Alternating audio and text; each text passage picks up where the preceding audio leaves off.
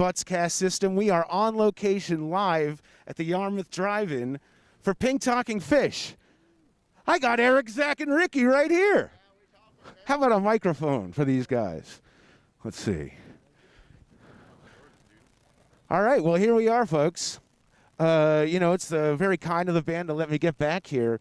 It's very hard to put on a show these days, but yet here we are. Lammy, if you want to spin around and take a look at the edge of the stage there, you can see this is all set up for a show. It looks pretty familiar back here, wouldn't you say? I think it's very absolutely. Pass it around. I wonder who, do. Book of love. Ding, ding, ding, ding, ding. See, yes, brothers in arms, Taste Bros. Dude, Taste Bros? Yeah. I just love this microphone. That's all I can say about that. That is nice. That's beautiful. So. You know who's gonna like that? Is that Shure? Yeah. Is it? Yeah, it's a Shure Super 55.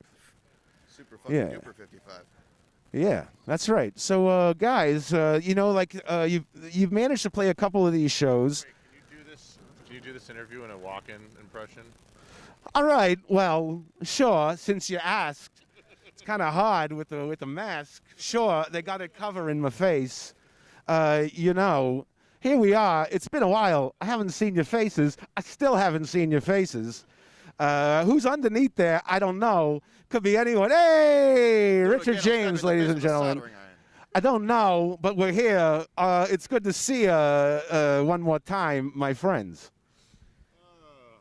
So like I'm saying, it's been a while. I'm going to abandon the walk, and it's been a while, but you've managed to play a couple shows. The emphasis on the fighters, of course, every time. Foo Fighters. It's amazing how something like Foo Fighters could just stay in your brain. Oh, forever. It's like when you hear something like that, it's like an itch you can't scratch. Walken has that ability. But, okay, you guys have played a couple shows recently. I mean, but maybe only just recently. Like, now that we're starting to see these things pop up, it's interesting to see how people are getting started doing it and what their impressions are. And how's this whole experience? How's it going today? How's it been playing a couple shows? So far so good. We got here. Everything was super professionally run. These guys and gals know exactly what they're doing as far as FM transmitting, making it sound good, doing a great job syncing everybody up on ears, in-ear monitors. And we got a great stage sound. Excellent. So, as long as we're comfortable doing our thing on stage, I think it's going to translate really well out to the cars, onto people's FM transmitters. So, it's new to everybody. Some people are diehard for the actual speakers, to line arrays and festival style, like pumping your face. So there are no mains going out. Zero. That's yes. Much. Yeah, isn't that crazy? It is wild, but in order to make it happen here, with the there's the canal over here, like there's houses all over the place. You can't have live sound just blazing through this. It's right. Not so. It's a different experience. It's a different experience, but it's live music. Yeah. On a great scale in a pandemic. So, you modify, you adapt how you need to. And each drive-in out there is a little bit different. And so we did another one that had a full PA, and it was a different area that was a little bit more remote. But this one, to do this on Cape Cod, it's just awesome. Yeah. What a great place. The ocean's right there. And if it takes being able to listen to it through FM for the audience and for us to modify a little bit on stage, it's well worth it. Yeah. You gotta, it's like you're saying, there's the canal, there's houses around. You can't have your cake and eat it too. You gotta get radio cake. You gotta get FM cake. Yeah. And, you got to get down with the sickness. Yeah, well, there's like a hotel right here, like right next door, and it's like it's amazing that you're going to be able to do it. I think that's a real lighthouse.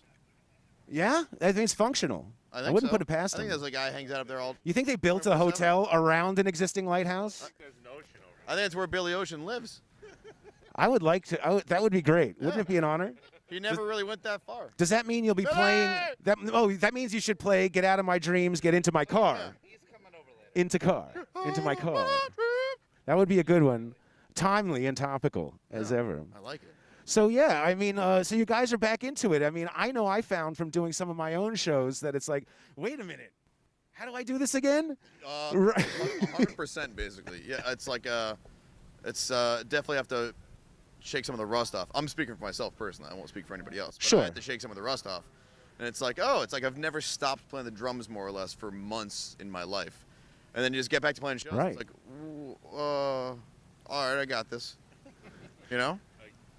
Yeah, but you know, it's you just get so excited getting back up there and looking, and just connecting up there with your boys again and stuff like that. It's like it clicks like right away. It's awesome. Yeah, and is it? Am I right, Rick? Am I wrong? Yes. You're wrong. He's wrong. All right, I'll take it back. I'll take it Survey says. No, but yeah. So does that mean that you know, you guys usually like to throw a couple surprises in your set?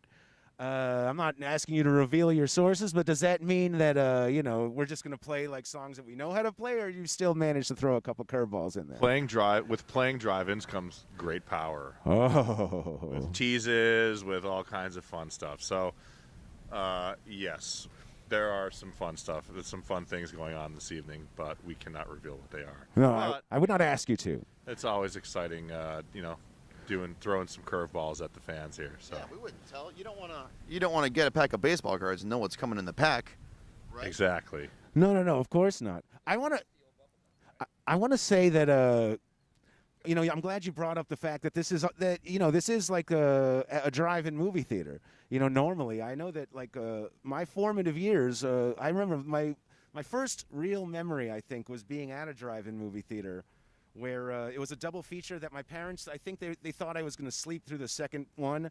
They brought us to see Sgt. Pepper's Lonely Hearts Club Movie with Frampton and the Bee Gees. Wow. And that's a pretty out movie because if you recall, Frampton signs his soul away on a spinning record with a sexy broad at a party with lots of drug use. And I was like maybe 4, and I was like, awesome. You know, like as she's so heavy fades out. That one drive-in basically shaped you to exactly who you are today. Basically. Well, there's that, but guess what the second movie was, Zach? Probably Meatballs too. It was very close. Animal House. Yeah, and I stayed up the whole time, watched everything, and I feel like that put my brain together. Wow. I feel like that night it gave me a vision. So I know that, I don't know about you guys, but I mean, have you spent any meaningful time at the drive-in movie theater over these years? The movie I ever saw was a drive-in movie theater. So that was my first perspective on movies in general. So that's what. Yeah. Yeah. And I love it. Like Mine wasn't Animal House; it was a Jungle Book. But it's one of these things that I do. If I do come across a drive-in, I like to go catch a movie at one because it's like for the price of one, you're kind of outside, and like I'll sneak a toke for the heck of it.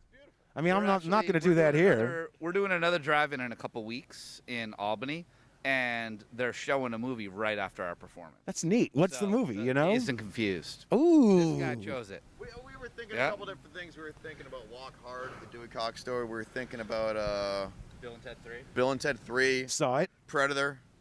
One of my first memories, I talked about this some other time, but I saw a triple feature, which is probably in '94, and it was True Lies, Speed, and Airheads. Wow. It's basically just buckle up for 6.5 hours, basically.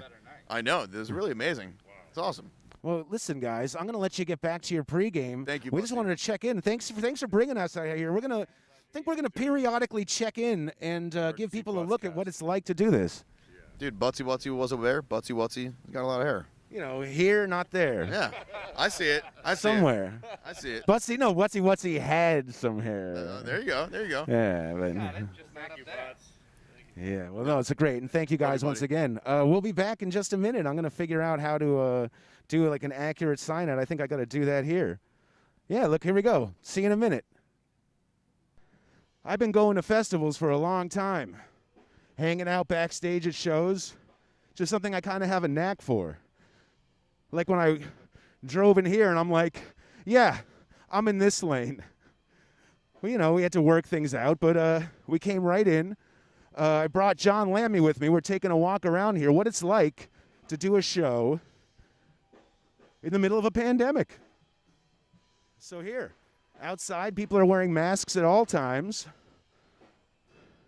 And just like anything else, what's this?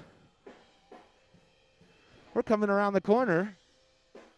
I see my guy, Nesto, up here. We're going to say hello. This is fun, right?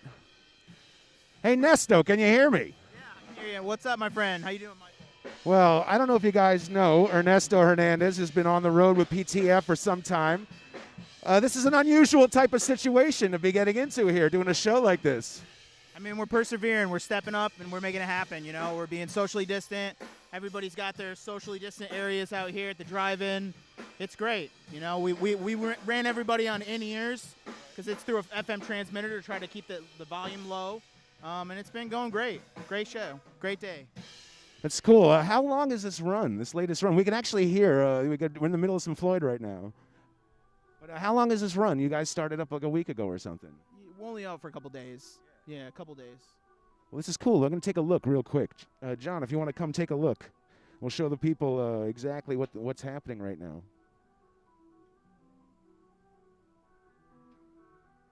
This is really cool. They're definitely in the middle of, what is this, pigs.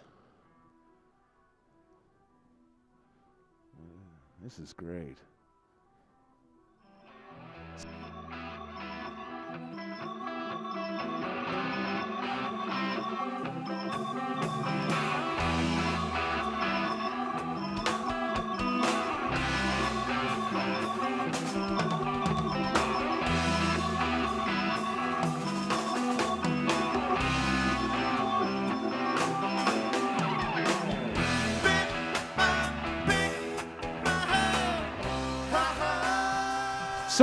Sort of sounds like a non-stop Zach drum solo from where we're sitting, right? Yeah, you get a lot of drums right here, that's for sure. Especially when he digs in. I see that Original Hair Vin is doing a great job at the lights. He brought every light out that he has, and then some. And we made it work. We were a little tight on time because we had so many lights, but Vin always pulls through, so we made it happen. By the way, Ernesto has been dubbed MB2 as my sort of the next in line for what I was doing. As I came over here, I showed that this is about sort of like the natural thing for me. I end up at a show, and I'm backstage. I just get here. And then, like, lately, Ernesto is always here, maybe just a couple minutes ahead of me. And, right, he showed me, and it's just the wildest thing.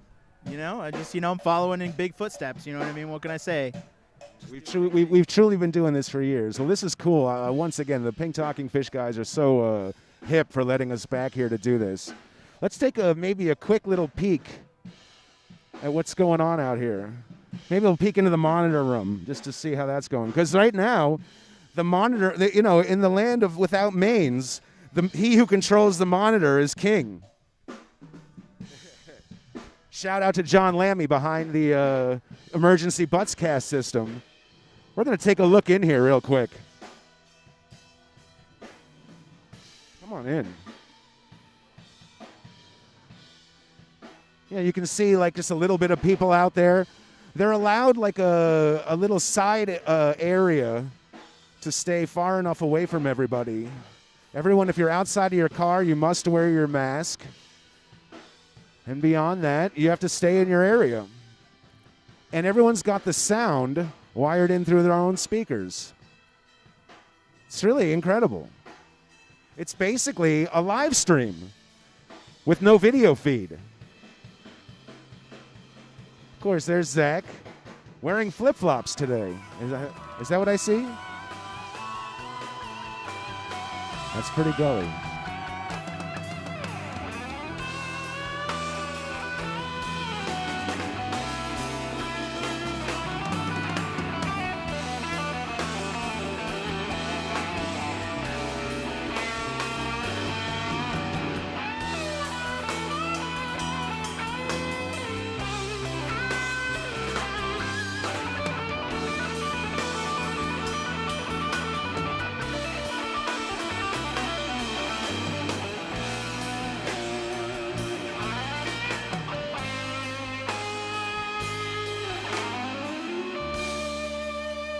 What do you say? Pretty fun, right? I'm here with Benny Tucker. Everyone should know him out there in internet land. In Butzshow history, this is the illustrious one. The illustrious, thank you for having me, Butts. Glad that you've come out to the Yarmouth Drive-In out here on Cape Cod, beautiful Cape Cod, Labor Day weekend. Great music, great people, amazing experience out here. You know, Benny, you were telling me that you were actually one of the crew bosses who helped put this thing together. Well, I'm very blessed. I work for Innovation Arts out of Chicago, who we did Beach Road Weekend last year. I was the site director for their music festival. We had Phil Lesh and our boy Krasno Dispatch, Galactic, a bunch of stuff. And we were going to do it this year, but Corona happened. And their CEO, Adam Epstein, wonderful man, super creative guy, was like, hey, what can I do other than this? Let's start up a new venue that's safe and enjoyable for a rainbow of folks. And his vision was, let's do some movies and music. And the music stuff clearly has taken off. And of course, you know, we've all collaborated together to bring Boston's own Pink Talking Fish, Alston's own Pink Talking Fish. And this is probably the highlight of the summer, I guess, if it's Labor Day. Yeah, this is incredible, Benny. I got to say, like, take a look with me. Like, this is a show. It's great. What they do at Innovation Arts is they think very big.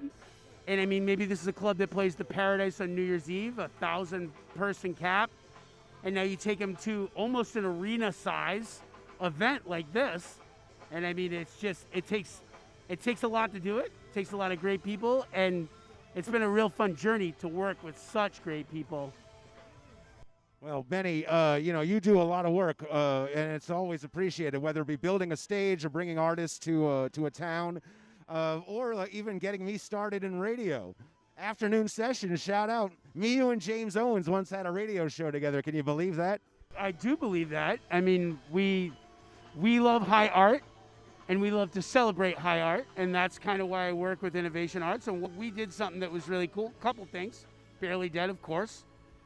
WEMF Radio. I'm wearing the pin right now. Benny and the Butts, as it was. Yes, of course. And of course, shout out to James Owens. But it's just great to keep growing with bands that are growing, keep working with high art, working together, of course. And I'm glad to see you here covering this amazing regathering, as it were, right? Is this not insane? Well, we've been apart for 6 months. This community of live music, jam scene, you know what it is. This is the first time I've been in person with Benny in 6 months. 5 months, maybe. So who cares? It's a long time.